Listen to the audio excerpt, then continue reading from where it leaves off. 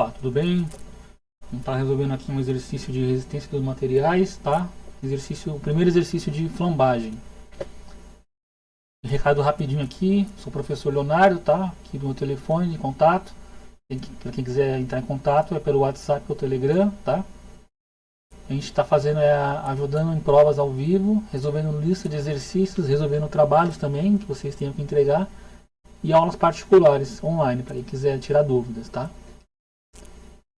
A gente trabalha com todas as matérias exatas, tá?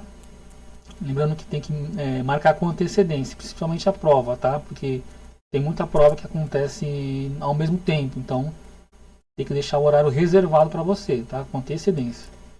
Os valores da prova é R$ 150, os trabalhos, o orçamento, dependendo do trabalho, tá? E as aulas são R$ 100, tá? Então, vamos lá. Primeiro exercício, determine a carga de flambagem crítica para a coluna. Podemos considerar que o material é rígido.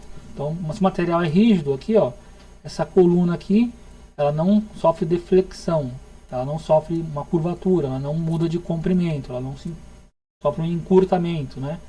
Ela não se deforma de maneira nenhuma, tá? Totalmente rígida. E aí, eu tenho que descobrir qual é a carga que eu coloco aqui que faz com que esse corpo ele penda para algum lado, né? Quando ele começa a pender para algum lado, quer dizer que a carga ultrapassou a carga crítica, tá? A intenção é que ele fique sempre na vertical, né? Quando ele começa a tombar e ficar, por exemplo, nessa posição aqui, então ele já perdeu a estabilidade, ele já sofreu, ele já ultrapassou a carga crítica, tá? Não pode acontecer isso aqui, por exemplo. Então como é que a gente resolve isso, ó? Vamos fazer uma suposição aqui, ó, que meu corpo ele vai atingir o estado crítico dele, ó. Então aqui está a minha coluna, né? E ela vai atingir essa posição aqui, ó, desenhado de maneira exagerada, através da atuação dessa carga. Vou aumentar um pouquinho aqui o tamanho da linha, sob a atuação aqui dessa carga P. E aí essa carga P aumenta de forma que ela atinge a carga crítica. E a coluna vem parar nessa posição aqui. Ok? Aí a gente sabe o que? Que ela tem um comprimento L, né? Essa coluna tem um comprimento L. Vou indicar aqui por L. E ela sofre uma inclinação de um ângulo que eu vou chamar de θ. Quando isso acontece, esse ponto de contato tem uma mola. E essa mola, então, ela sofreu uma deformação. Por quê? Porque esse ponto aqui, ele se deslocou para cá. E esse deslocamento desse ponto faz com que a mola seja encurtada. Então a mola, ao ser encurtada, ela vai exercer uma força aqui, contrária, uma força restauradora, que é a força elástica, que eu vou chamar de F. Força elástica, tá? Essa força elástica depende de quanto foi deformado aqui, tá? Vamos pensar um pouquinho geometricamente agora. Ó. Pensando em termos da metade da barra aqui até aqui, ó, esse comprimento aqui eu vou chamar de metade de L, ó, L sobre 2, metade de baixo. Portanto, a metade de cima também é L sobre 2. Ok? E a gente pode pensar em termos de trigonometria agora, ó. Por exemplo, se eu pegar o triângulo total aqui, ó, esse triângulo inteiro aqui maior, ó, ele tem um comprimento de hipotenusa L. Logo, o cateto oposto vai ser proporcional a L, que é o comprimento inteiro, porém multiplicado pelo seno do ângulo, que é o oposto ao ângulo. Por isso, a deformação total daqui até aqui, ó, dessa extremidade de cima, é L vezes seno de θ. Essa é a deformação total da linha de cima, do ponto de cima. Aqui. L seno de θ. E como aqui onde a mola está é a metade do comprimento, então vai ser a metade dessa deformação aqui, ó, é proporcional. Então é L sobre 2 vezes seno de θ. L sobre 2. Legal. Agora eu já posso pensar o seguinte aqui, ó. A minha força elástica é proporcional a essa deformação aqui, ó. É a constante elástica K vezes a deformação da mola. Portanto, vezes L sobre 2 vezes seno de θ.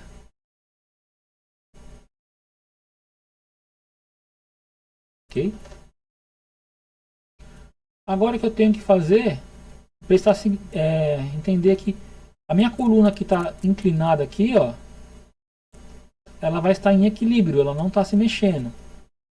Portanto, eu posso estabelecer um equilíbrio de momentos, por exemplo, em relação a um apoio aqui, ó. Nós temos um apoio aqui. Então, eu posso dizer que em relação a um apoio, a minha coluna está em equilíbrio sob a ação dessa força P e da força elástica. Então, vamos dizer que a somatória de momentos em relação ao ponto A, que é o ponto de contato aqui com o chão, é igual a zero. Então, vou fazer a soma dos momentos, ó. Se eu considerar que essa força aqui, ó, por exemplo, ela faz a barra descer para baixo aqui, né, essa força tende a fazer a barra girar para baixo. Essa força aqui tende a fazer a barra girar para cima. Então são momentos contrários, né? São momentos opostos. Então essa força aqui, o momento dela é a força vertical vezes a distância horizontal. Então é P vezes essa distância, L seno θ. Então tem aqui P vezes a distância, L seno θ. Esse é o momento dessa força que vai girar para baixo. Agora o momento dessa força que faz girar para cima. Ao contrário, então é menos F vezes a distância que ela está atuando, ó, até o ponto A. Ó, a força é horizontal, então eu tenho que pegar a distância vertical aqui, ó. Novo de trigonometria aqui, ó. Imagina esse triângulo, a metade desse triângulo aqui, ó. Hipotenusa é L sobre 2 aqui. Então esse cateto aqui, ó, é o cateto adjacente ao ângulo. Portanto, essa distância aqui, ó, é a hipotenusa vezes o cosseno, que está adjacente ao ângulo. L sobre 2 cosseno θ. Portanto, a distância é L sobre 2 vezes cosseno θ. Tudo isso igual a zero. Aí eu posso fazer o seguinte, ó, eu posso pegar esse termo aqui e passar para o outro lado.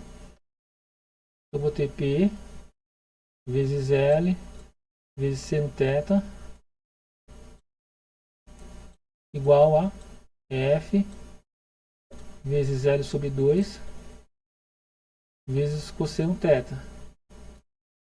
O próximo passo é lembrar da expressão de F aqui, ó, que eu já obtive anteriormente, para substituir aqui, ó. Portanto, vai ficar P, L, seno θ igual a, agora a expressão de F, ó, KL sobre 2 seno θ. Então, K, L sobre 2 seno θ. Isso aqui é só o F. Agora, vezes a distância que o F atua, ó. L sobre 2 cosseno θ. E essa é a expressão que eu vou utilizar a partir daqui para efetuar todos os cálculos, ó. Repara que aqui no termo esquerdo, ó, aparece um L. No termo direito aparece dois L's. Eu posso cancelar um deles, por exemplo esse aqui. O que sobra é P. Deixa assim por enquanto. P seno θ igual a K, L, as frações meio com meio multiplicando fica 4, KL sobre 4, seno θ, cosseno θ. Já poderia ter cortado o seno θ, né? Mas eu vou deixar aqui por enquanto. O próximo passo que eu tenho que fazer é o seguinte, ó. Como se trata de um problema em que eu tenho que considerar que o meu sistema está em equilíbrio ainda, meu sistema ainda não sofreu a deflexão, ele ainda não envergou para o lado, né? O ideal é que ele continue reto para cima. tá? Ele continua reto para cima. Mas à medida que a carga P vai aumentando, aí começa a dar uma dobradinha para o lado, uma inclinadinha para o lado. Isso quer dizer que esse ângulo θ aqui, ó, quando começa a atingir a carga crítica, esse ângulo ainda é muito pequeno. É como se a barra aqui, ela na verdade inclinasse tão pouco, ela está mais ou menos aqui ainda, ó. A carga P ela se desloca muito pouco para cá, porque a minha viga inclinou muito pouco. Uma inclinação de um ângulo muito pequenininho. De modo que ainda está mais ou menos na posição de equilíbrio ainda. Né? O deslocamento para cá é muito pequeno. O ângulo é muito pequeno.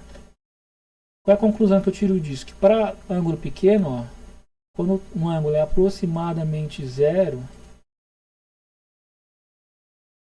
eu posso simplificar as expressões de seno e cosseno. Ó. Por quê? Porque o seno θ tem uma, né, a forma em séries de potência é dada por θ menos θ ao cubo sobre 3 fatorial mais θ quinta sobre 5 fatorial. O cosseno θ na série de potência é igual a 1 menos θ ao quadrado sobre 2 fatorial mais θ4 sobre 4 fatorial. Isso aqui não precisa saber exatamente essa série de potência inteira, né? O que a gente tem que saber é o seguinte, ó. Se θ é muito pequeno, se eu elevar ele ao cubo, vai dar um número muito menor. E se eu elevar a quinta, vai elevar um número muito menor ainda. Então esse θ aqui, ó, é muito maior, por mais que ele seja pequeno, né? Ainda que ele seja pequeno, esse cubo é muito menor ainda. Então esse termo aqui está sendo subtraído de uma coisa muito pequena. Então esse termo aqui é praticamente desprezível. Ó. E a quinta é mais desprezível ainda. Muito pequeno, ó, para um ângulo pequeno. Mesmo argumento, ó, o θ ao quadrado é muito pequeno comparado com o número 1. Então isso aqui dá praticamente zero. Isso aqui dá menor ainda. Praticamente zero. Logo a gente vai dizer então que o seno de θ, vai escrever que o seno de θ é aproximadamente θ. E o cosseno de θ é aproximadamente 1. Fazendo essa observação, eu posso dizer então que aqui vai dar aproximadamente θ, aqui θ e aqui 1.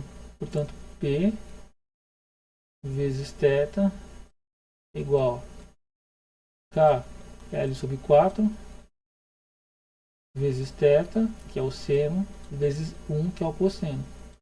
E aí eu vou simplificar aqui o θ com θ. Sobra então esse número vezes 1 com esse próprio valor aqui. Portanto, a carga crítica P é K vezes L sobre 4. E aí essa é a resposta. Essa é a carga crítica. Se a carga ultrapassar esse valor, aquela barra vai começar a inclinar para o lado direito ou para o lado esquerdo. E é isso aí. Espero que tenham entendido o exercício, tenham aproveitado aí. Quem quiser uma ajuda aí, tá?